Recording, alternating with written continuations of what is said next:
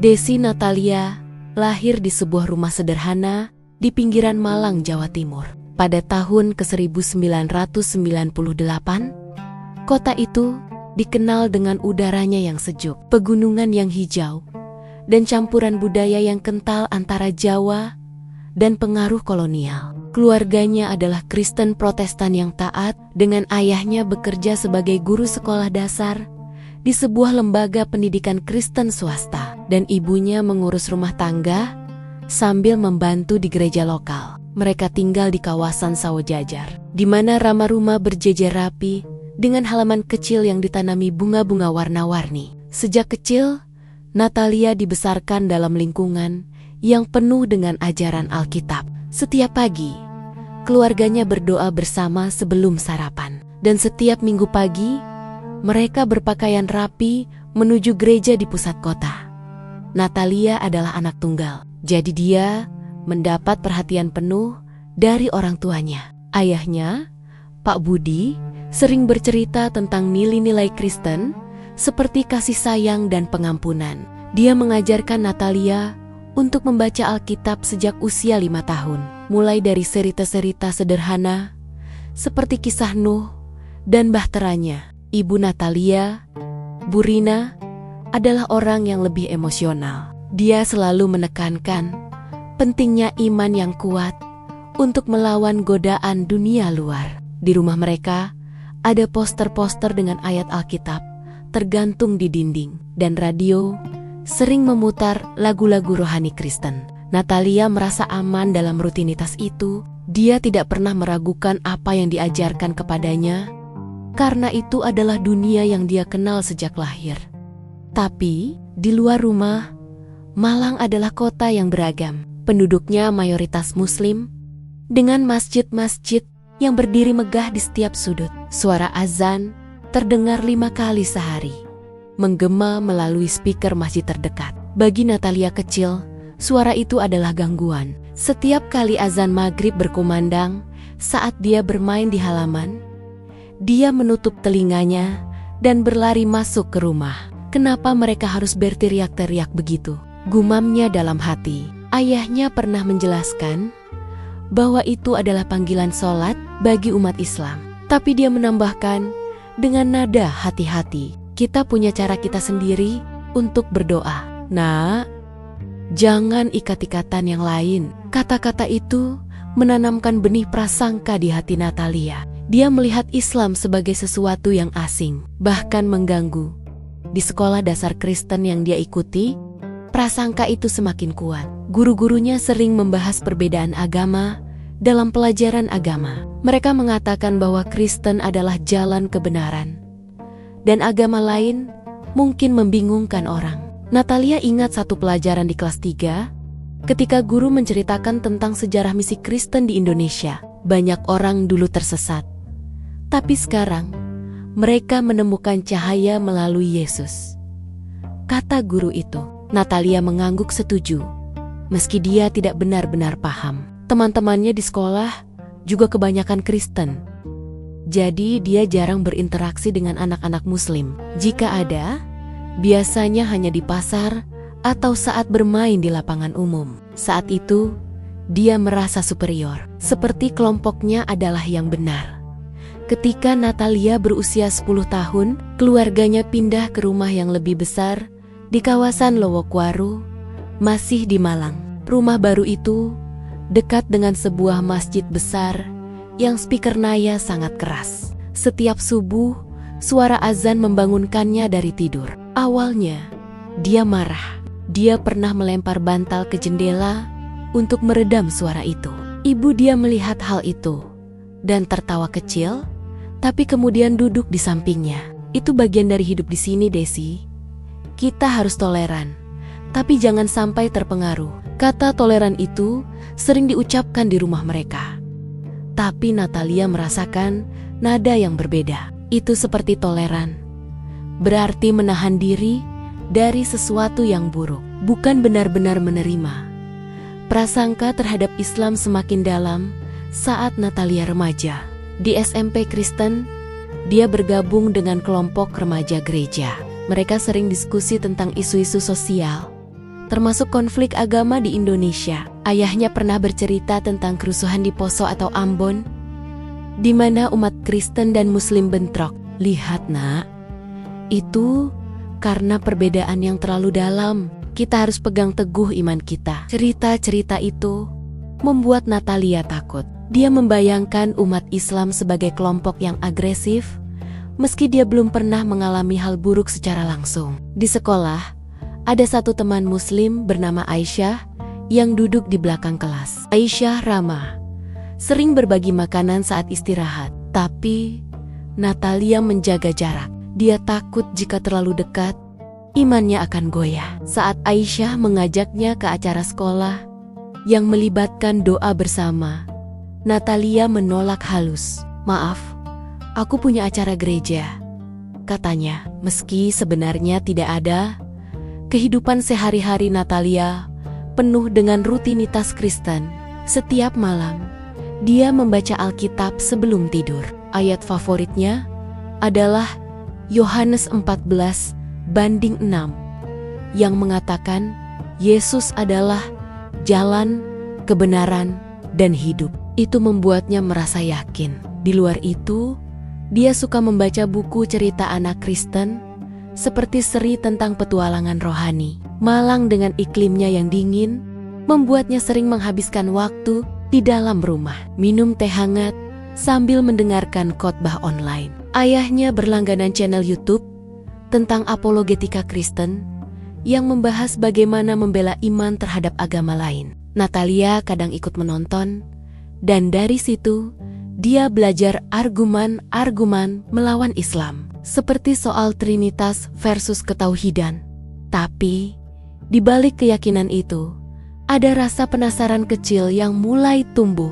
Saat berusia 15 tahun, Natalia mulai sekolah SMA di lembaga Kristen yang lebih besar di pusat Malang.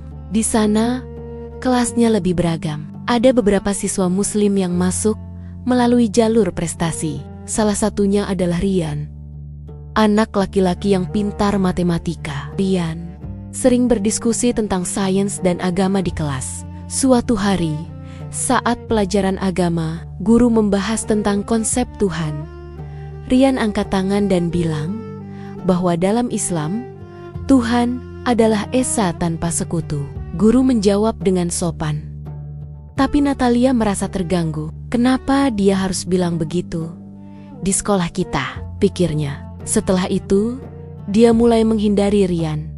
Tapi kata-kata itu tertanam di pikirannya. Dia bertanya-tanya, mengapa Alkitab juga menyebut Tuhan sebagai satu, tapi gereja mengajarkan Trinitas? Prasangka itu mencapai puncak saat Natalia berusia 17 tahun. Saat itu, ada festival budaya di Malang yang melibatkan berbagai agama. Keluarganya ikut, tapi hanya bagian Kristen. Saat melewati stan Islam, Natalia melihat orang-orang membagikan brosur tentang Al-Quran.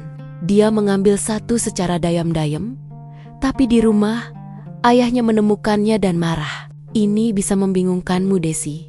Buang saja." Natalia patuh, tapi hatinya gelisah. Dia merasa Islam seperti ancaman yang selalu ada di sekitar. Di media sosial, dia melihat postingan tentang konflik agama, seperti isu intoleransi di Jakarta atau kasus di Papua. Itu memperkuat pandangannya bahwa Islam adalah agama yang dominan dan menekan minoritas seperti keluarganya. Di akhir masa SMA, Natalia mulai mempersiapkan kuliah. Dia memilih jurusan psikologi di sebuah universitas Kristen di Surabaya. Tapi sebelum itu, dia ikut retret gereja di Pegunungan Batu, dekat Malang. Di sana, pendeta membahas tentang mempertahankan iman di tengah masyarakat majemuk Indonesia. Kita hidup di negara Pancasila, tapi iman kita harus tetap murni, katanya. Natalia merasa terinspirasi. Dia berjanji dalam hati untuk tidak pernah goyah. Tapi di balik itu, ada keraguan kecil yang mulai muncul. Saat retret, dia mendengar suara azan dari desa bawah gunung. Kali ini, bukan marah yang dia rasakan, tapi rasa ingin tahu apa yang membuat mereka begitu tekun, pikirnya. Kehidupan Natalia di Malang membentuknya menjadi gadis yang taat, tapi penuh prasangka. Dia melihat dunia melalui lensa Kristen yang ketat, di mana Islam adalah sesuatu yang harus dihindari. Tapi benih pencarian kebenaran sudah tertanam, meski masih tertutup oleh lapisan tebal keyakinan lama. Masa kecil dan remajanya adalah fondasi yang kuat, tapi juga retok-retok kecil yang siap pecah saat waktunya tiba. Di kota sejuk itu, di antara kabut pagi dan suara azan yang tak pernah berhenti, Natalia menjalani hari-hari Nia dengan rasa aman yang rapuh, tanpa tahu bahwa perjalanan spiritualnya baru saja dimulai. Desi Natalia memasuki tahun terakhir SMA di Malang dengan rutinitas yang sudah terbiasa. Pagi dimulai dengan doa keluarga di ruang tamu, lalu naik angkot ke sekolah di pusat kota. Udara dingin khas Malang membuatnya selalu membawa jaket tebal, meski di dalam kelas AC sering mati. Di sekolah, pelajaran agama menjadi favoritnya karena gurunya, Pak Yohanes, suka memberikan tugas membaca Alkitab dan membuat ringkasan. Tugas akhir semester itu mengharuskannya mengkaji kitab ulangan, khususnya bab 6, ayat 4 yang berbunyi, "Dengarlah, hai orang Israel, Tuhan itu Allah kita, Tuhan itu Esa." Natalia menulis ringkasan dengan rapi, tapi ayat itu terus terngiang di kepalanya sepanjang hari. Pulang sekolah, Natalia biasa mampir ke warung kopi dekat terminal untuk membeli es teh manis. Di sana, dia sering melihat mahasiswa dari universitas negeri yang memakai jilbab atau peci. Mereka duduk berkelompok, membahas kuliah sambil sesekali tertawa. Natalia memperhatikan mereka dari kejauhan, tapi cepat-cepat mengalihkan pandangan. Di rumah, ayahnya, Pak Budi, sering mengingatkan agar tidak terlalu dekat dengan orang-orang dari agama lain. "Kita hormati, tapi jangan sampai ikut-ikutan," katanya. Setiap kali topik itu muncul, Natalia mengangguk, tapi rasa penasaran mulai tumbuh. Seperti rumput liar di sela-sela keyakinannya. Malam hari menjadi waktu Natalia untuk belajar. Kamarnya kecil, hanya ada meja belajar, tempat tidur, dan rak buku penuh novel Kristen dan Alkitab dalam berbagai terjemahan. Suatu malam, setelah menyelesaikan PR matematika, dia membuka aplikasi Alkitab di ponselnya. Ayat ulangan 6/4 muncul lagi. Dia mencari penjelasan di Google, dan hasil pencarian membawanya ke forum Kristen yang membahas Trinitas. Beberapa komentar bilang bahwa Esa berarti satu dalam esensi, bukan satu dalam pribadi. Natalia membaca berulang-ulang, tapi otaknya seperti terbentur tembok. Dia ingat khotbah di gereja yang selalu menyebut Bapa, Anak, dan Roh Kudus sebagai 3 pribadi dalam satu Allah. Tapi ayat itu terdengar begitu tegas. Esa, keesokan harinya, Natalia mulai mencatat iat-iat lain yang serupa. Dia menemukan Yesaya 45/5 yang mengatakan, "Akulah Tuhan, dan tidak ada yang lain, kecuali Aku tidak ada Allah." Lalu Markus jam 12:29, di mana Yesus sendiri mengutip Ulangan 6/4. Setiap malam, setelah orang tuanya tidur, Natalia duduk di bawah lampu meja dengan buku catatan kecil.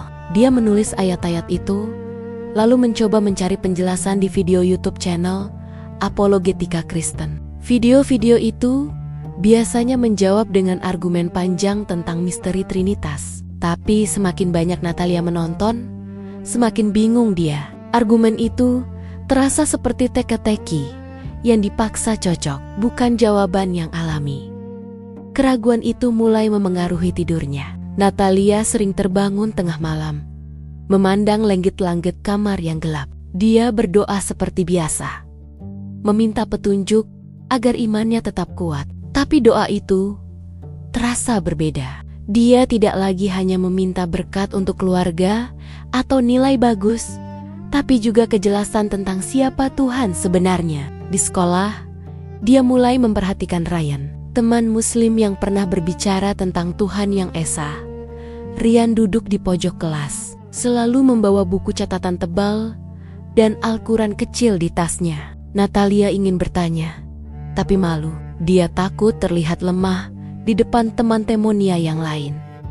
Libur semester tiba, dan Natalia ikut kegiatan retret remaja gereja di Batu. Lokasinya di lereng gunung, udara dingin menusuk tulang. Selama 3 hari, mereka mengikuti sesi penyembahan, seminar, dan doa malam. Di sesi tentang mempertahankan iman, pendeta mengatakan bahwa keraguan adalah serangan setan. Jika kalian ragu, itu karena iblis ingin mencuri sukacita kalian, katanya. Natalia mendengarkan dengan serius, tapi di dalam hati, keraguannya justru semakin besar. Malam itu, saat doa pribadi di kamar asrama, dia membuka Alkitab lagi. Kali ini, dia membaca Matius 28:19 tentang baptisan dalam nama Bapa, Anak, dan Roh Kudus. Ayat itu bertentangan dengan ayat-ayat ketauhidan yang dia catat. Dia menutup buku dengan keras. Jantungnya berdegup kencang. Kembali ke Malang, Natalia mulai mencari jawaban di luar lingkungan gereja. Dia membuat akun anonim di Reddit dan bergabung dengan subforum tentang teologi Kristen. Di sana, dia bertanya tentang kontradiksi antara ayat-ayat ketauhidan dan Trinitas. Jawaban yang datang beragam. Ada yang bilang, itu misteri ilahi yang tidak bisa dipahami akal manusia. Ada yang menyarankan membaca buku-buku teolog besar seperti karya Agustinus. Tapi satu komentar dari pengguna anonim menyarankan untuk membaca Al-Quran, khususnya surah Al-Ikhlas. Natalia langsung menutup aplikasi. Ide itu terasa seperti pengkhianatan, tapi malam itu dia tidak bisa tidur. Rasa penasaran menggerogoti pikirannya seperti ngengat pada kain. Natalia mulai mencari video perbandingan agama di YouTube. Dia mengetik Trinitas vs Tauhid dengan tangan gemetar. Hasil pencarian membanjiri layar. Ada video dari pendeta Kristen yang membela Trinitas. Ada juga dari ustaz yang menjelaskan ketauhidan dengan sederhana. Natalia memilih video pendeta dulu, tapi argumennya terasa berbelit-belit. Lalu, tanpa sadar, dia mengklik video ustadz. Pria itu berbicara dengan tenang, membaca surah Al-Ikhlas. Katakanlah, dialah Allah yang Maha Esa. Allah adalah Tuhan yang bergantung kepodenia segala sesuatu. Dia tiada beranak dan tidak pula diperanakan. Dan tidak ada seorang pun yang setara dengan dia. Natalia merasa ada sesuatu yang klik di dalam dadanya. Ayat itu singkat, jelas, dan tidak memerlukan penjelasan rumit hari-hari berikutnya. Natalia menghabiskan waktu di kamar dengan pintu terkunci. Dia membandingkan ayat-ayat Alkitab dengan terjemahan Al-Quran yang dia temukan di situs resmi. Dia tidak berani membeli Al-Quran fisik karena takut ketahuan orang tua. Setiap kali azan berkumandang, dia tidak lagi menutup telinga. Malah, dia diam sejenak, mendengarkan. Suara itu masih terasa asing, tapi tidak lagi mengganggu. Di sekolah, dia mulai berbicara dengan Ryan. Awalnya hanya tentang PR, tapi lama-lama topiknya melenceng ke agama. Ryan tidak memaksa, hanya menjawab pertanyaan Natalia dengan sabar. Kenapa kalian sholat 5 kali? Tanya Natalia suatu hari. Ryan menjelaskan tentang hubungan langsung dengan Tuhan tanpa perantara. Natalia mendengarkan tanpa komentar, tapi pikirannya berputar. Orang tua Natalia mulai curiga. Bu Rina melihat Natalia sering mengurung diri di kamar. Kamu kenapa, Desi? Kurang tidur ya? Tanyanya. Natalia bilang hanya capek belajar. Tapi sebenarnya dia sedang berperang dengan dirinya sendiri. Di satu sisi, ada keluarga, gereja, dan semua yang dia kenal sejak kecil. Di sisi lain, ada kebenaran yang terasa semakin dekat, tapi menakutkan. dia mulai berdoa dengan cara baru. Tidak lagi meminta agar keraguannya hilang, tapi meminta petunjuk ke jalan yang benar, apapun itu. Doa itu dilakukan dalam diam, di bawah selimut. Dengan air mata yang mengalir pelan, ujian akhir SMA mendekat. Tapi fokus Natalia terpecah. Dia tetap belajar, tapi pikirannya melayang ke ayat-ayat yang dia catat. Suatu malam, dia bermimpi. Dalam mimpi itu, dia berdiri di tengah lapangan kosong. Di depannya ada dua jalan. Satu jalan penuh bunga dan lagu rohani, tapi terasa berat. Jalan lain gelap, tapi di ujungnya ada cahaya terang. Dia terbangun dengan keringat dingin. Pagi itu, saat sarapan, ayahnya mengumumkan bahwa Natalia diterima di Universitas Kristen di Surabaya. Semua senang, tapi Natalia hanya tersenyum paksa. Di dalam hati, dia tahu perjalanan pencariannya baru saja dimulai, dan malang yang sejuk itu akan menjadi saksi bisu dari keraguan yang semakin membesar. Desi Natalia menyelesaikan ujian SMA dengan nilai yang cukup untuk masuk Universitas Kristen di Surabaya. Keluarganya merayakan dengan makan malam di restoran ayam goreng dekat alun-alun Malang. Pak Budi memesan nasi, ayam, dan es jeruk untuk semua. Bu Rina tersenyum lebar sambil memotret Natalia dengan ponselnya. Malam itu, rumah mereka ramai dengan ucapan selamat dari tetangga gereja. Natalia ikut tertawa, tapi di dalam dada ada beban yang semakin berat. Setiap kali topik kuliah muncul, pikirannya melayang ke catatan kecil di laci mejanya, penuh ayat Alkitab dan terjemahan surah Al-Ikhlas yang dia salin dari internet. Libur panjang sebelum kuliah dimulai, Natalia menghabiskan waktu di rumah. Dia tetap ikut ibadah minggu, tapi sekarang duduk di bangku belakang. Saat paduan suara menyanyi, dia hanya menggerakkan bibir tanpa suara. Pendeta membaca khotbah tentang kesetiaan kepada Yesus sebagai satu-satunya jalan. Natalia menunduk, jari-jarinya memainkan ujung baju. Setelah ibadah, dia buru-buru pulang tanpa ikut ngobrol seperti biasa. Di rumah, dia langsung masuk kamar dan mengunci pintu. Ponselnya penuh notifikasi dari grup remaja gereja, tapi dia mengabaikannya. Malah, dia membuka aplikasi browser dan mencari kajian Islam online. Pertama kali, Natalia menonton live streaming kajian dari channel YouTube Ustaz Muda di Surabaya. Tema malam itu adalah mengenal Allah melalui Al-Quran. Ustadz itu berbicara dengan bahasa sederhana, menjelaskan bahwa Islam mengajarkan hubungan langsung dengan Tuhan tanpa perantara. Natalia mendengarkan sambil mencatat di buku kecil. Dia tidak berani menyalakan lampu terang, hanya lampu meja yang kuning temaram. Setiap kali azan maghrib terdengar dari masjid dekat rumah, dia mengecilkan volume, tapi tetap mendengarkan. Suara itu sekarang terasa seperti panggilan, bukan gangguan. Hari-hari berlalu, dan Natalia semakin sering menonton kajian. Dia membuat akun baru di Instagram dengan nama samaran untuk mengikuti akun-akun mu'alaf. Cerita-cerita mereka mirip, mulai dari keraguan, kajian Alkitab, lalu hidayah. Salah satu akun milik seorang wanita dari Bandung yang dulu Kristen, sekarang berhijab dan berdakwah. Natalia membaca postingannya berulang-ulang. Di kolom komentar, ada yang mendukung, tapi banyak juga yang menghina. Natalia merasa takut, tapi juga terpacu. Dia mulai berpikir untuk mencoba sholat, tapi belum berani. Dia hanya membaca gerakan sholat dari situs web dan membayangkannya di kamar. Suatu sore, Bu Rina masuk kamar tanpa ketuk pintu. Dia melihat Natalia duduk di lantai dengan laptop terbuka. Layar menunjukkan video kajian Islam. Bu Rina langsung memucat. Dia menutup laptop dengan keras dan menatap Natalia tajam. Natalia tidak bisa berkata apa-apa. Malam itu, Pak Budi dipanggil pulang lebih awal dari sekolah. Mereka bertiga duduk di ruang tamu. Suasana tegang seperti sebelum badai. Pak Budi memegang Alkitab tebal. Bu Rina menangis pelan. Natalia hanya menunduk. tangannya berkeringat dingin. Keesokan harinya, orang tua Natalia mengambil keputusan. Ponsel Natalia disita, laptop dikunci dengan kata sandi baru. Dia dilarang keluar rumah kecuali untuk ibadah gereja. Pak Budi mengajak pendeta ke rumah untuk konseling.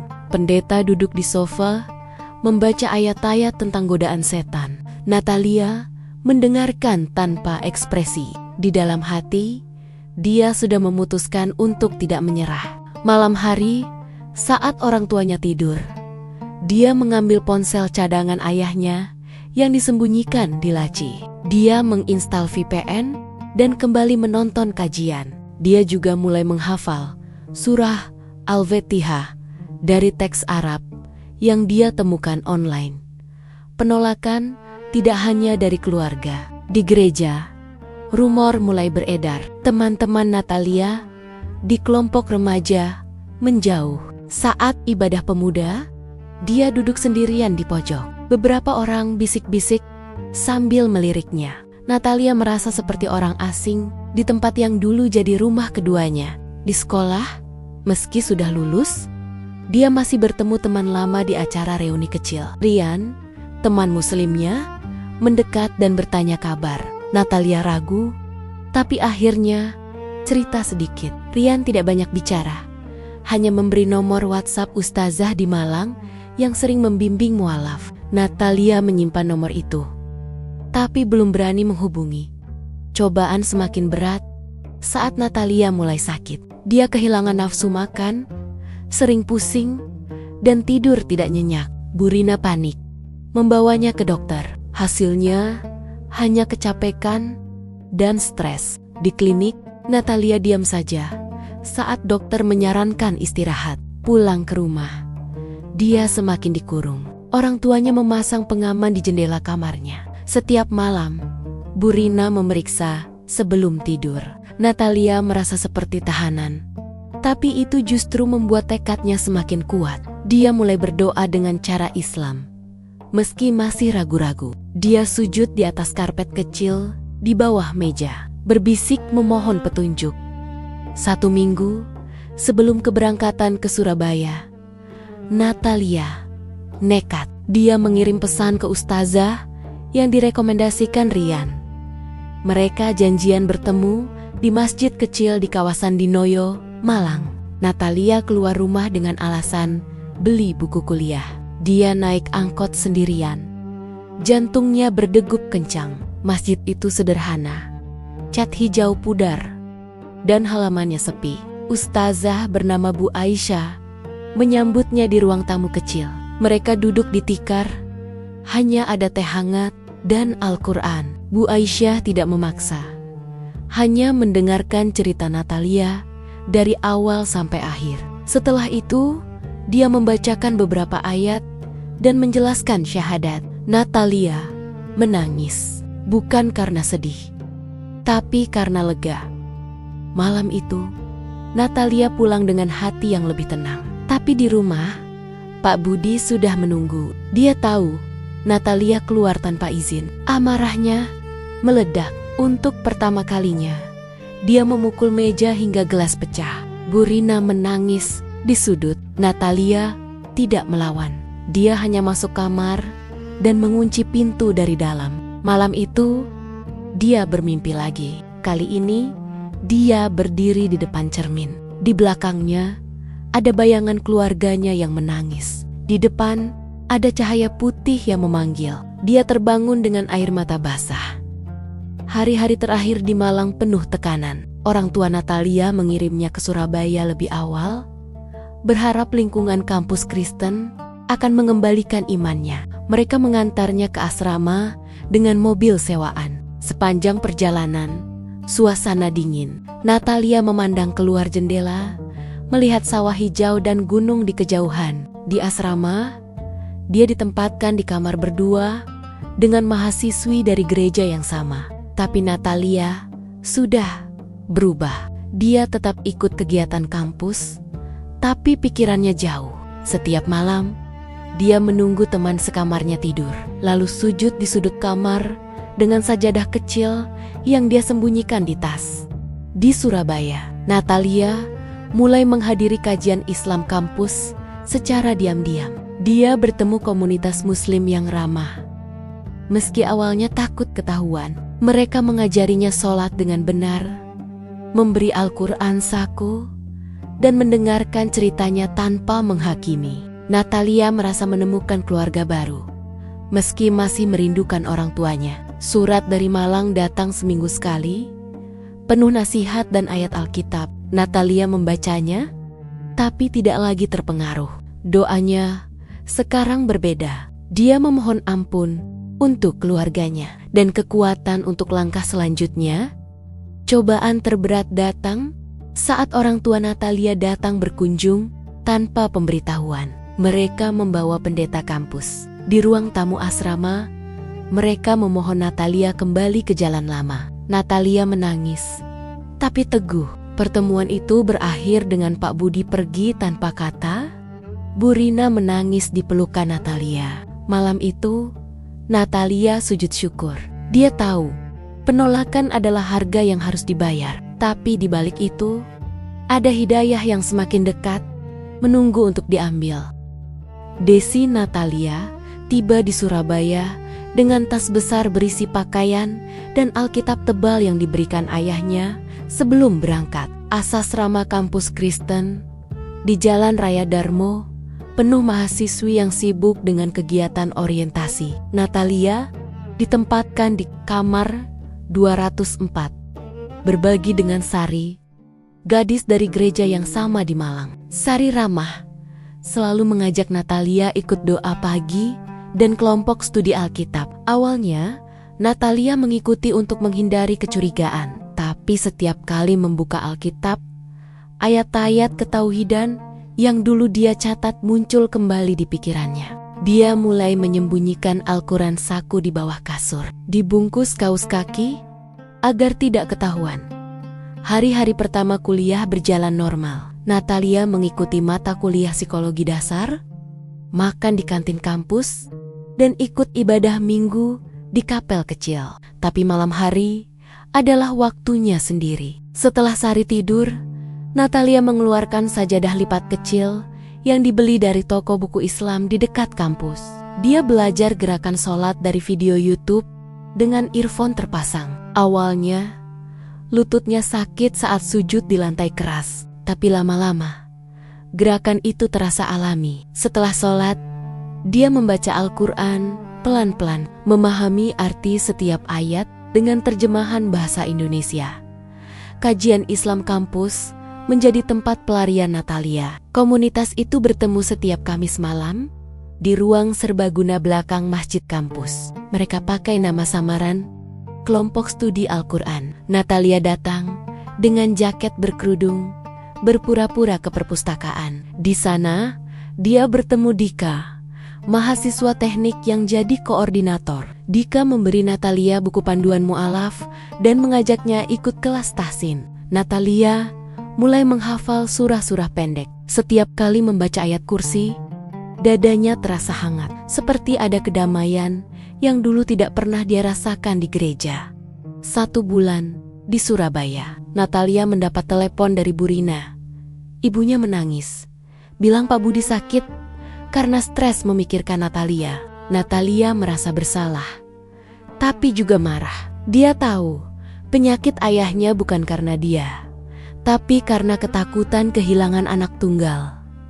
Malam itu, Natalia sholat tahajud untuk pertama kalinya. Dia sujud lama, memohon ampun dan petunjuk. Pagi harinya, dia mendapat pesan dari Bu Aisyah di Malang. Ustazah itu mengirim video singkat tentang pentingnya syahadat bagi yang sudah yakin. Natalia menonton berulang-ulang, tangannya gemetar.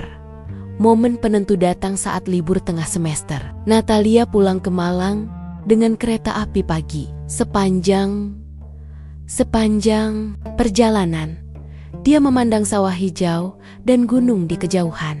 Di stasiun Malang, Pak Budi menjemput dengan wajah pucat. Mereka pulang tanpa banyak bicara. Di rumah, suasana masih tegang. Bu Rina memasak ayam goreng kesukaan Natalia, tapi makan malam berlangsung hening. Malam itu, Natalia bermimpi lagi. Dalam mimpi, dia berdiri di depan Ka'bah, mengenakan ihram putih. Saat bangun, dia tahu waktunya sudah tiba.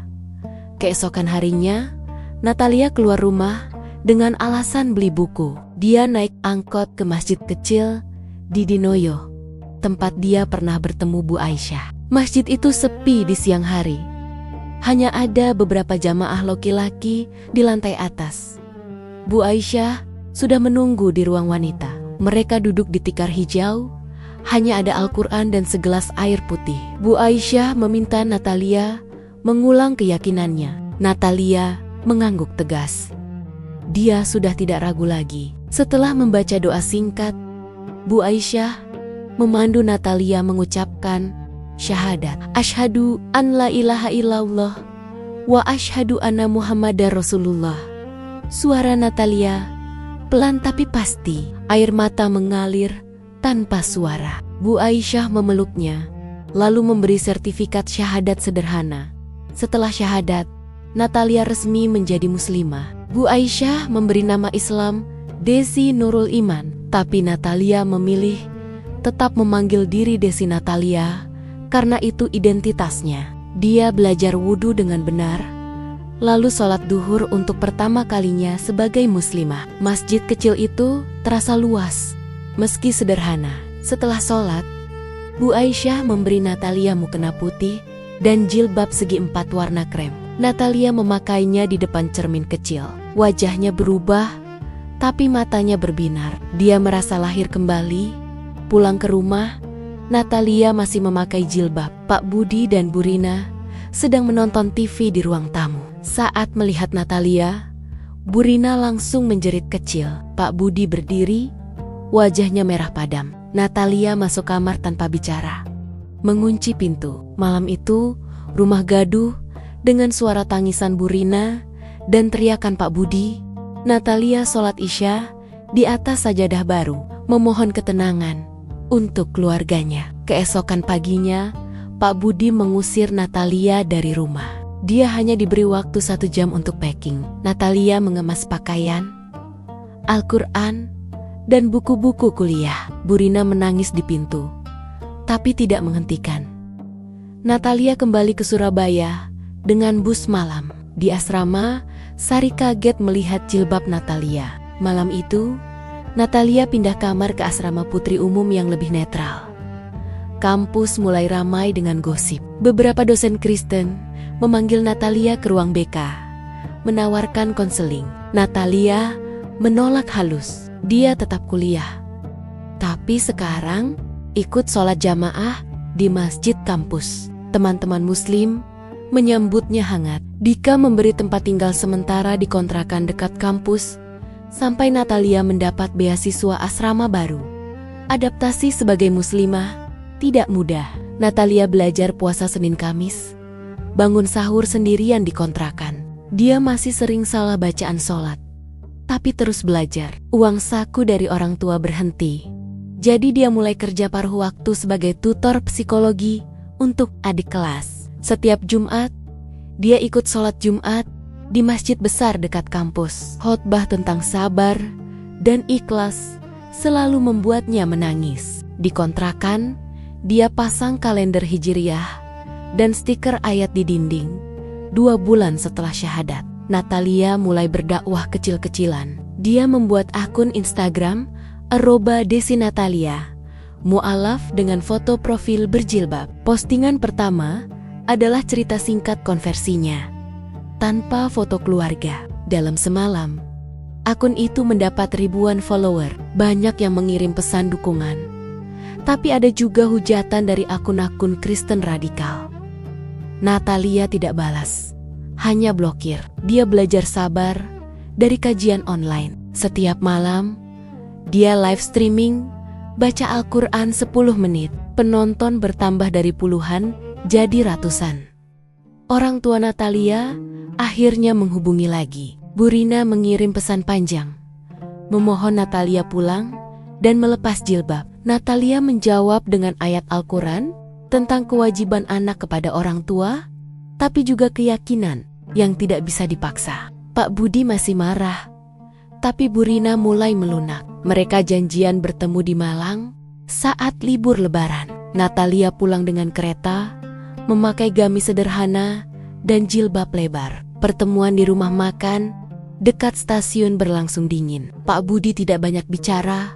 Bu Rina menangis pelan. Tapi di akhir, Bu Rina memeluk Natalia meski masih menolak jilbabnya.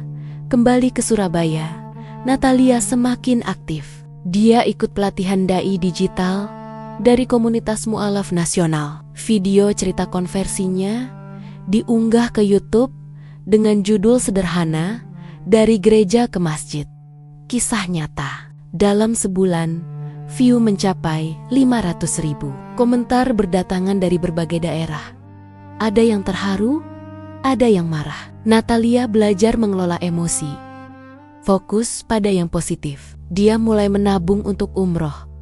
Meski masih jauh, di akhir semester, Natalia mendapat nilai bagus meski pindah jurusan ke pendidikan agama Islam di kampus lain. Dia tetap di Surabaya, tapi sekarang tinggal di pesantren kecil khusus mu'alaf. Setiap pagi, dia bangun untuk tahajud, lalu mengajar ngaji anak-anak tetangga. Hidupnya sederhana, tapi penuh makna. Jilbab krem pertamanya masih disimpan rapi, jadi pengingat hari syahadat. Di Malang, Bu Rina mulai mengirim paket makanan tanpa pesan.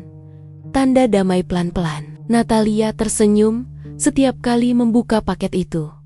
Hidayah telah datang. Dan konversi Natalia bukan akhir, tapi awal dari perjalanan baru sebagai muslimah yang teguh di tengah cobaan. Desi Natalia menetap di pesantren kecil khusus mu'alaf di pinggiran Surabaya, dekat kampus barunya. Bangunan itu sederhana, bercat putih dengan halaman rumput hijau dan pohon mangga di tengah.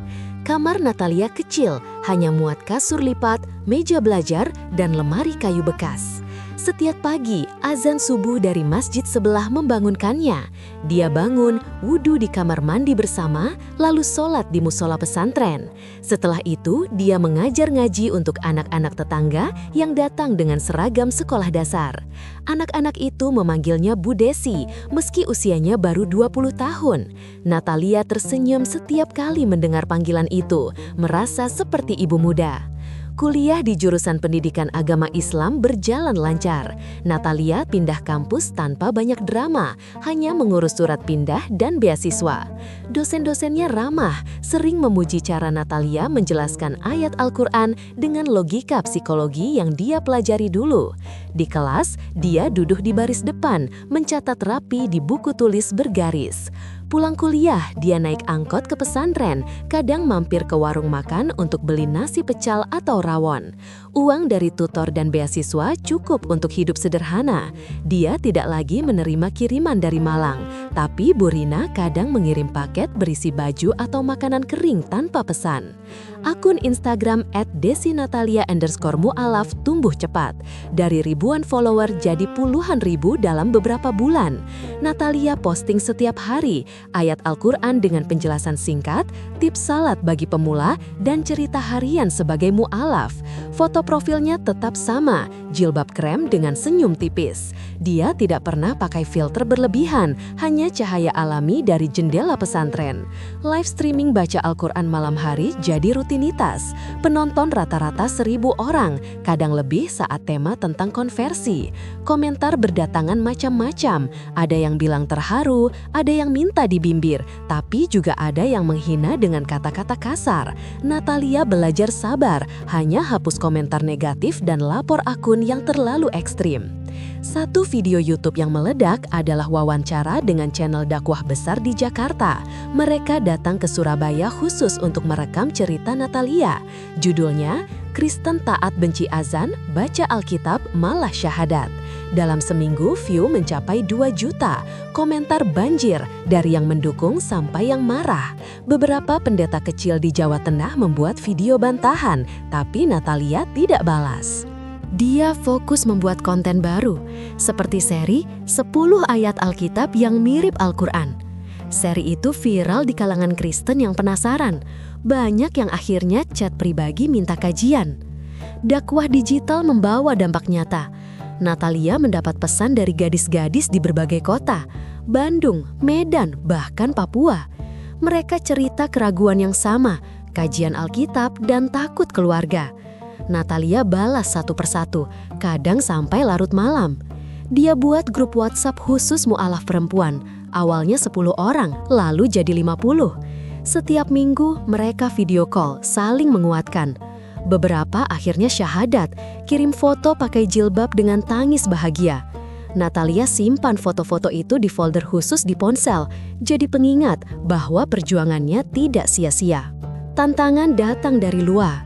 Akun-akun anonim mulai sebarkan fitnah. Ada yang bilang Natalia dibayar misionaris Islam, ada yang edit foto lamanya jadi memakai bikini. Natalia laporkan ke Instagram, tapi tetap ada yang lolos. Suatu malam, dia dapat ancaman lewat DM. "Awas kamu, kami tahu alamat pesantrenmu." Natalia gemetar, tapi tidak cerita ke siapa-siapa. Dia tambah sholat malam, minta perlindungan. Pagi harinya, pengasuh pesantren tahu dari anak-anak tetangga. Mereka pasang CCTV tambahan dan lapor polisi. Ancaman itu berhenti setelah beberapa minggu, tapi Natalia tetap waspada. Di Malang, hubungan dengan keluarga pelan-pelan membaik. Bu Rina mulai telepon seminggu sekali, tanya kabar dan kesehatan. Pak Budi masih diam, tapi tidak lagi marah saat nama Natalia disebut. Saat Idul Fitri, Natalia pulang ke Malang dengan kereta malam. Dia bawa oleh-oleh kue kering dari Surabaya. Di rumah, suasana masih kaku. Pak Budi duduk di teras baca koran, Bu Rina masak opor ayam. Natalia sholat di kamar lamanya. Sajadah kecil diletakkan di atas karpet pink peninggalan masa kecil. Setelah sholat, Bu Rina masuk, duduk di lantai dan peluk Natalia lama. Tidak ada kata, hanya isak pelan. Malam itu mereka makan bersama untuk pertama kalinya setelah syahadat. Pak Budi tetap diam, tapi ambil nasi 2 kali. Kembali ke Surabaya, Natalia dapat undangan dakwah offline. Masjid besar di Gresik mengajaknya cerita di acara mu'alaf nasional. Hadirin ratusan orang, mostly perempuan. Natalia naik panggung dengan gamis biru muda, jilbab senada.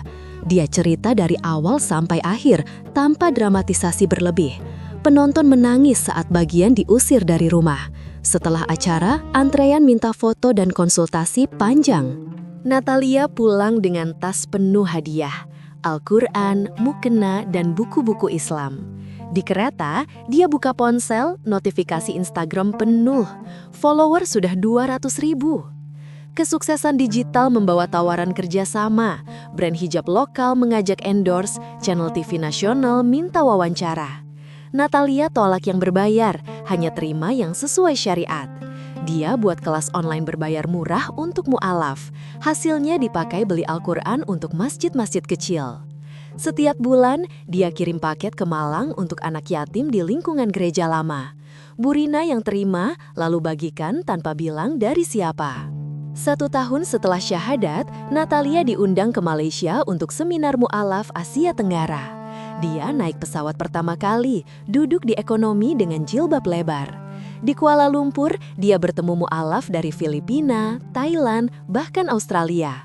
Cerita mereka mirip, penolakan, cobaan, lalu kedamaian. Natalia jadi pembicara utama di hari kedua. Pidatonya tentang Alkitab sebagai jalan ke Islam direkam dan viral di YouTube Malaysia. Pulang ke Indonesia, dia bawa oleh-oleh kurma dan sajadah untuk anak-anak pesantren. Di akhir tahun kedua kuliah, Natalia lulus cum laude. Wisudanya sederhana, hanya dihadiri teman-teman pesantren dan Bu Rina yang datang diam-diam.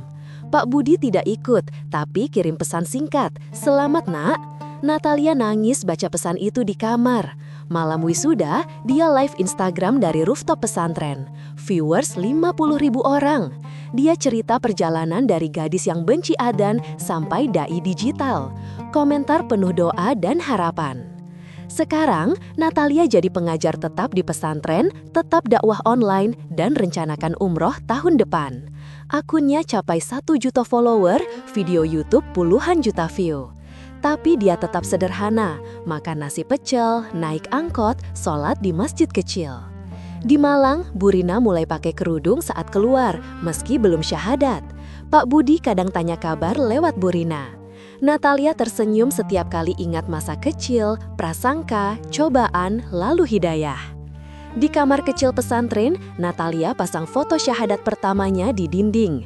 Di bawahnya tulisan tangan, "Dari benci adzan ke panggilan cinta." Setiap malam sebelum tidur, dia baca doa untuk keluarga, teman, dan umat. Dari Malang ke Surabaya, dari gereja ke masjid, perjalanan Desi Natalia jadi inspirasi bahwa kebenaran bisa datang dari tempat tak terduga, asal hati terbuka.